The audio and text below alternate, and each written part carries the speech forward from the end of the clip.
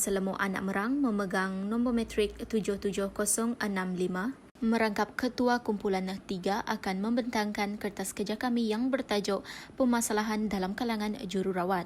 Berikut adalah senarai ahli kumpulan. Pengenalan. Jururawat adalah orang yang didedikasikan untuk rawatan peribadi dan intensif pesakit, sama ada di hospital atau pusat kesihatan atau di rumah mereka. Jururawat adalah orang yang telah mengikuti kerjaya kejururawatan diajar dalam sekolah perubatan dan dianggap sebagai kerjaya universiti walaupun lebih pendek dan melibatkan kurang pengetahuan daripada perubatan. Metodologi dan kaedah kajian. Satu senarai soalan yang sama merupakan bahan yang akan digunakan pengkaji untuk menemubual kelima-lima responden. Pengkaji juga akan menggunakan media sosial ketika menemubual responden dan berhubung dengan mereka secara dalam talian seperti aplikasi WhatsApp, Microsoft Teams, Zoom Meeting dan Google Meet. Temubual dapat dikategorikan kepada 3 jenis iaitu temubual berstruktur, temubual semi-struktur dan temubual tidak berstruktur. Untuk kajian ini, pengkaji akan menggunakan kaedah temubual semi-struktur ketika menemubual responden. Teori yang digunakan. Teori yang pertama adalah teori Maskell, Cognitive Affective Personality. Teori ini menekankan proses penjelasan terhadap bagaimana tingkah laku orang berbeza-beza di setiap orang, Gruyak 2009.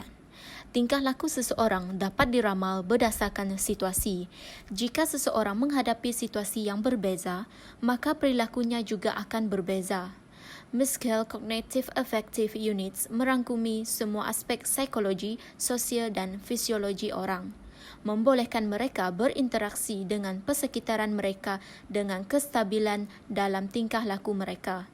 Encoding strategis proses, individu mengkategorikan maklumat yang mereka terima dari rangsangan luaran. Teori yang kedua ialah teori Rochter dan Michel, Cognitive Social Learning Theory. Ini menekankan bahawa manusia belajar melalui tingkah laku dan memerhatikan orang lain dan memilih tingkah laku yang cenderung untuk ditiru. Terdapat 4 komponen teori Rochter. Yang pertama, tingkah laku. Kedua, harapan. Ketiga, nilai pengukuhan. Dan keempat, psikologi. Maklumat responden. Responden yang pertama iaitu Sohana binti Said. Beliau berumur 46 tahun dan telah pun berkahwin. Beliau merupakan jururawat terlatih U32. Permasalahan yang dihadapi oleh beliau adalah apabila beliau perlu berdepan dengan pesakit yang meninggal dunia. Responden yang kedua iaitu Kristania Sudan. Beliau berumur 28 tahun dan telah pun berkahwin.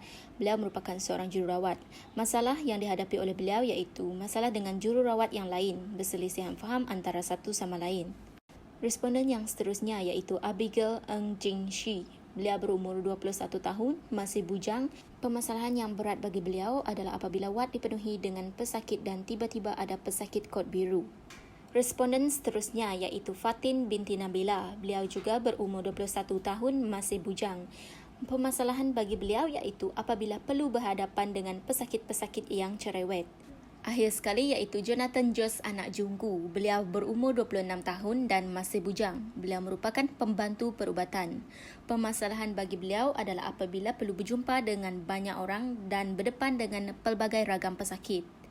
Seterusnya, kita beralih ke perbincangan. Data demografi responden. Menemubual 5 orang responden yang terdiri daripada seorang lelaki dan 4 orang wanita.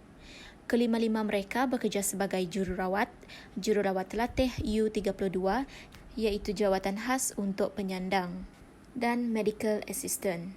Mereka berumur di kalangan 20 hingga 46 tahun. 2 dari mereka telah pun berkahwin dan yang lain masih bujang. Berdasarkan soalan pertama, kebanyakan responden menyatakan bahawa kerana pesakit menyebabkan mereka berasa tertekan. Soalan kedua, 4 responden menggunakan cara pendekatan emosi iaitu mendengar masalah dan berbual dengan pesakit yang mempunyai emosi yang tidak stabil. Bagi mengatasi permasalahan yang ketiga, cara yang akan responden lakukan sekiranya mereka tidak dapat memenuhi permintaan pesakit, mereka akan berkomunikasi dengan pesakit itu sendiri dengan baik. Bagi menyelesaikan masalah yang keempat iaitu cara menangani seseorang yang tidak berpuas hati terhadap rawatan yang telah mereka lakukan, mereka akan menggalakkan pesakit tersebut menyatakan permasalahan yang dihadapi ataupun ketidakpuasan secara verbal atau dengan mengisi borang yang disediakan di setiap unit tempat mereka bekerja. Bagi menyelesaikan permasalahan yang kelima pula iaitu mengimbangkan pekerjaan pada masa yang sama harus menguruskan keluarga. Mereka berkata bahawa mereka akan mengimbangkan masa untuk bekerja dan masa untuk keluarga. Mereka hanya akan fokus kepada kerja bila di tempat kerja dan bila balik ke rumah mereka akan terus fokus kepada keluarga. Dan akhir sekali, mereka telah berkongsi pengalaman mereka masing-masing sepanjang menjalankan tugas mereka. Terdapat salah seorang responden telah berkongsi pengalaman beliau iaitu semasa pass over duty, seorang pesakitnya telah meninggal dunia tanpa terdapat simptom-simptom yang jelas. Peristiwa tersebut adalah antara pengalaman yang sangat mencabar dalam karier beliau. Kesimpulan. Kajian ini menunjukkan profesion jururawat bukanlah kerja yang mudah seperti yang digambarkan oleh sesetengah pihak.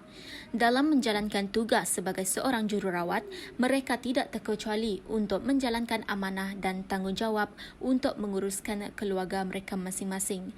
Setiap hari, mereka perlu berdepan dengan pelbagai rintangan, cabaran dan karena, sama ada daripada pesakit itu sendiri, keluarga terdekat pesakit, rakan sekerja maupun pihak atasan.